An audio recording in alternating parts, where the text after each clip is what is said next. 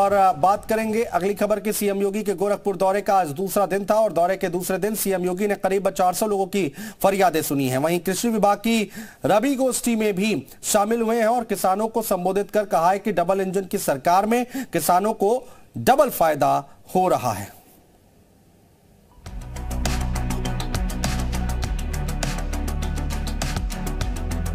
गोरखपुर दौरे के दूसरे दिन भी सीएम योगी पूरे एक्शन में नजर आए।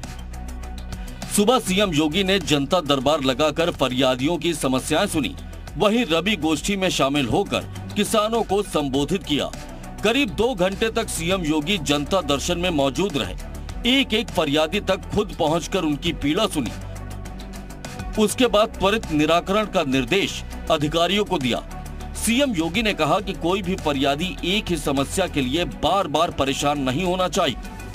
इस दौरान सीएम योगी की नजर जब फरियादियों की ये अपने गांव से ही बिजनेस करके 100 करोड़ से भी ज्यादा का बिजनेस करते हैं। क्या आपको भी गांव से ही बिजनेस करना है? तो फ्रीडम ऐप को अभी डाउनलोड कीजिए।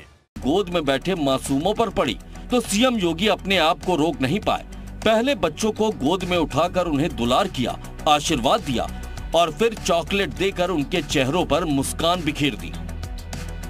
वहीं कृषि विभाग की तरफ से आयोजित रबी गोष्ठी को सीएम योगी ने संबोधित किया। सीएम योगी ने कहा कि प्राकृतिक खेती 0 बजट खेती होती है। इससे किसानों को बड़ा लाभ होता है। डबल इंजन की सरकार किसानों की आमदनी को दोगुना करने का काम कर रही है। खेती में तकनीक आज की आवश्यकता है और इसमें 2 प्रकार से हम कर सकते हैं। एक तो हम तकनीक जो हमारे पास परंपरागत रूप से कृषि वैज्ञानिकों के माध्यम से दी जाती है और जिस पर आज दूसरा ध्यान दिया जा रहा है वह है प्राकृतिक खेती के माध्यम से। प्राकृतिक खेती एक प्रकार की 0 बजट खेती है, गौ आधारित खेती है। हमने देखा है कि उसके बहुत अच्छे परिणाम आ रहे हैं। आपको बता दें कि रबी गोष्ठी में कृषि मंत्री सूर्य प्रताप शाही, कृषि उत्पादक आयुक्त और चारों मंडलों के अधिकारी और किसान शामिल हुए थे। इस कार्यक्रम में किसानों ने अपने उत्पादों की प्रदर्शनी भी लगाई। वहीं इस कार्यक्रम के बाद मुख्यमंत्री योगी आदित्यनाथ भी लखनऊ रवाना हो गए। ब्यूरो रिपोर्ट, जी मीडिया।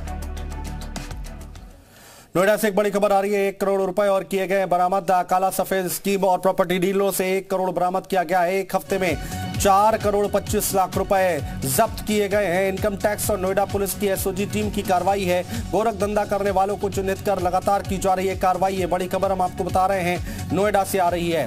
1 करोड़ रुपए बरामद किए गए हैं। काला सफेद स्कीम और प्रॉपर्टी डीलर से 1 करोड़ रुपए बरामद किए गए हैं। एक हफ्ते में 4 करोड़ 25 लाख रुपए बरामद किए गए हैं और जब्त किए गए हैं।